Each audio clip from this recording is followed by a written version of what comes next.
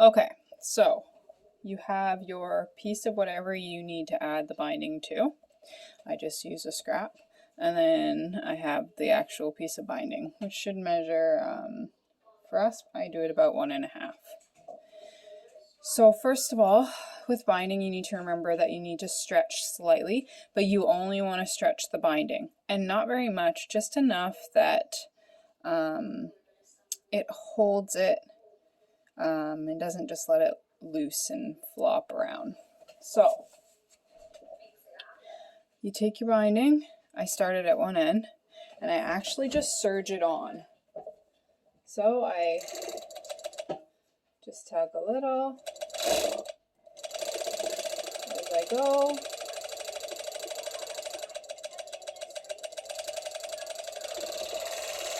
So like I said, nothing crazy, just a little tug. Honestly, it doesn't even really look like you've done that until the end. So now I've serged it on. So now I want to take it, flip it the wrong way around, and then I take my seam line, which you can see here, I flip it towards the bias. I take my bias tape, or my bias piece, and I fold it so that the edge of the bias touches or just touches the edge of the seam. And then I take it one more time as soon as I do that, and I flip it to cover the serge. So especially when you first start, it's difficult to keep it that way and to keep it covering the serge. So I'll pin it if I need to. So again, pin. I'm folding the bias over, and then again the tape bias binding, I guess I should say. And then a pin. And then the last one, I'm flipping that seam again, folding my bias, binding, and then again pinning. So now it will still need you to kind of fiddle with it just because it is swim. But now I take it over to my cover stitch, or I can also show you a bit for the zigzag, since I know that's where you're at. So I throw it on here.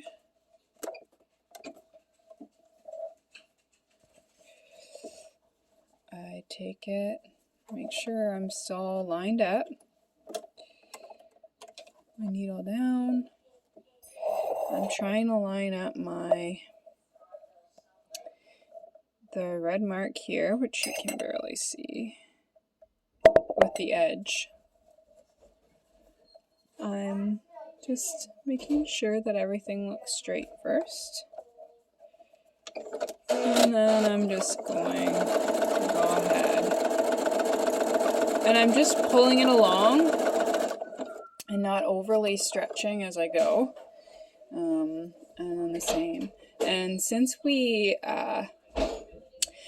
serged this on, you actually don't need to worry about right here. What you do need to worry about is to make sure that your binding doesn't go way up so you can see your seams, or way down. So how I do that is I'll flip it over before I start a section, and I just take my finger and I run it along to make sure that they're relatively lined up.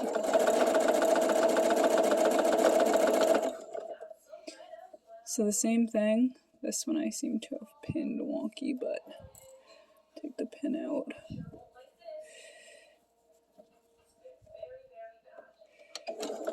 And that's just kind of it. I work in sections.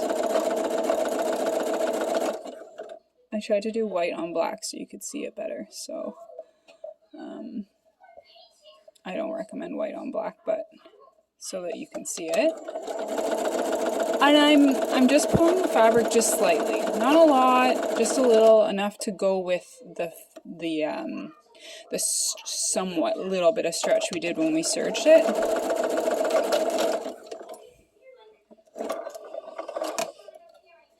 So then, getting rid of this, I'll show you over here.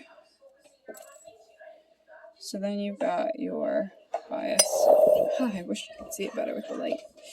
But it's hard to see, but there is like a slight, if I hold it up, there's going to be like a slight curve to it because you did that stretch. So that will make it hold better to the body, if that makes sense. And so there's my one side, and there's my underside. So I aimed to not have any of my bottom stitches. So like here where I started, you can see where you can see the stitches underneath. Then as I go along, you can't see the stitches anymore. So that's always what I aim for. So yeah, there you go.